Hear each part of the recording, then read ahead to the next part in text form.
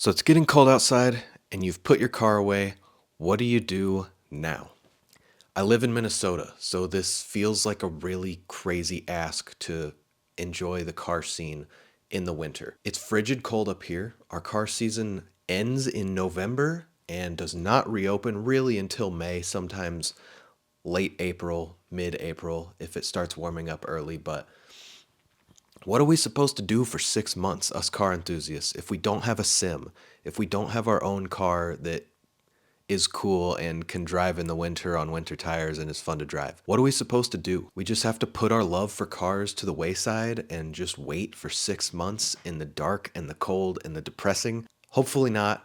I'm going to share a couple of ideas of what we do for fun here in Minnesota throughout the cold season without our cars and what we can do with them or instead of with them. So like I said, winter for us is very frigid. It gets really cold. Our lakes end up freezing over, and sometimes it's with a few inches of ice, and sometimes it's with literally feet of ice.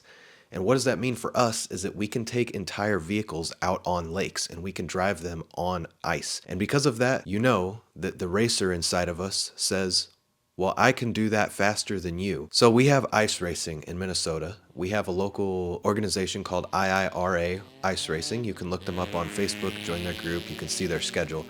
What that looks like is you might have, say, a Volkswagen Golf or your Porsche or whatever it might be.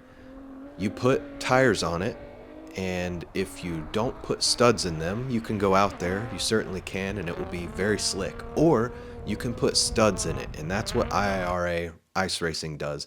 You put studs or even just screws into your tires, and you drive on the ice, and it gives you a lot more friction, it gives you a lot more grip, and you can run time attacks, you can run wheel to wheel, you can do a lot of crazy things. I love it. We also have a great large event called PokeyTire, and that's organized by a couple of local guys down in the Mankato area, and that one is wild. That is where people bring their hot rods and rat rods in these old like 30s and 40s and 50s bodies and hot rod them, and they've built them basically from the ground up, done a ton of fabrication and a ton of custom work, and then they put them on studs.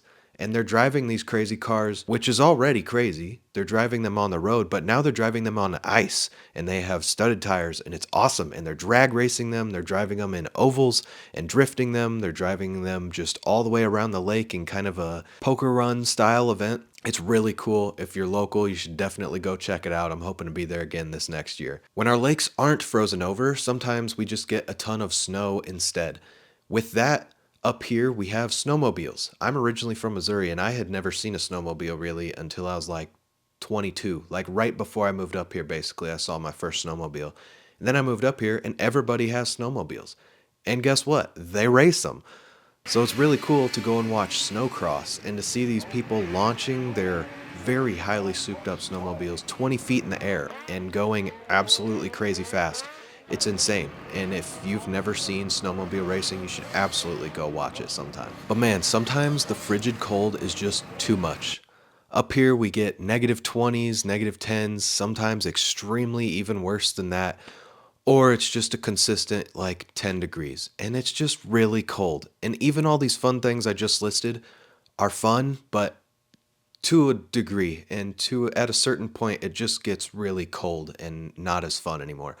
So we found ways to still have fun with cars inside.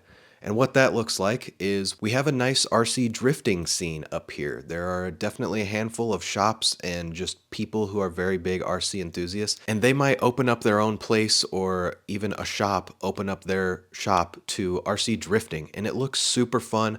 I don't have an RC drift car, but I'd love to get one day and participate in this. It's really fun in the summer too, but definitely in the winter, that's one thing you can jump onto. Otherwise, if it's not going to be RC drifting, of course there is another route for indoor drifting, and that is crazy karts. There are a couple of performance shops around here who do crazy kart drifting through the winter in their shop. They'll line up tires and cones and lighting and make it sick, and it's just kind of an indoor party, and you bring your own crazy kart and you participate in a drift competition, and it's so sick. I've been to one and it was a lot of fun. I highly recommend it if you can get to something like that, or if you just have a shop where you can have your friends over and do RC or crazy kart drifting. A great way to have fun in the winter. If there's anything I'm missing or if you do something crazy different than anything I've said, please let me know in the comments. I'll greatly appreciate a like on this video and a subscribe so that you can catch us in the next one and you can see what other crazy things we're doing in Minnesota in the winter and beyond. Thanks so much, and we'll catch you in the next one.